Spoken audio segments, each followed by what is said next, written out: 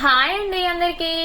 Egg puff కోసం ముందుగా ఒక కప్పు మైదా పిండిని, చిటికెడు సాల్ట్ ని యాడ్ చేసి కొంచెం ఆయిల్ ని వేసి వాటర్ ని యాడ్ చేస్తూ కలిపి పక్కన పెట్టుకోవాలి. స్టవ్ వెలిగించి ఒక కడాయిలో జీలకర్ర, ఆవాలు, పచ్చిమిర్చి వేసి సన్నగా తరిగి పెట్టిన ఉల్లిపాయలు వేసి సరిపడినంత కారం, ఉప్పు, ధనియా పౌడర్ వేసి పక్కన పెట్టాలి.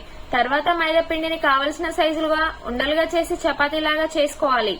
అలాగే అన్ని చేసి తర్వాత దానిపై బటర్ ని అప్లై చేసి కాస్త మైదా పిండిని చల్లుతూ అన్ని అలాగే ఒకదానిపై ఒకటి పెట్టాలి. తర్వాత స్క్వేర్ షేప్ వచ్చే విధంగా కట్ చేసుకొని 6 షీట్లు వచ్చే విధంగా కట్ చేసుకోవాలి. ఎగ్స్ ని వీడియోలో చూపించిన విధంగా కట్ చేసుకోండి. తర్వాత షీట్ ని కొంచెం పెద్దగా చేసి వీడియోలో చూపించిన విధంగా పెట్టాలి. తర్వాత ఒక కడాయి తీసుకొని తగినంత ఆయిల్ వేసి ఆయిల్ హీట్ అయ్యాక పఫ్ ని అందులోకి వేయడం. Egg puff ready. టేస్ట్ అయితే సూపర్ గా వచ్చింది.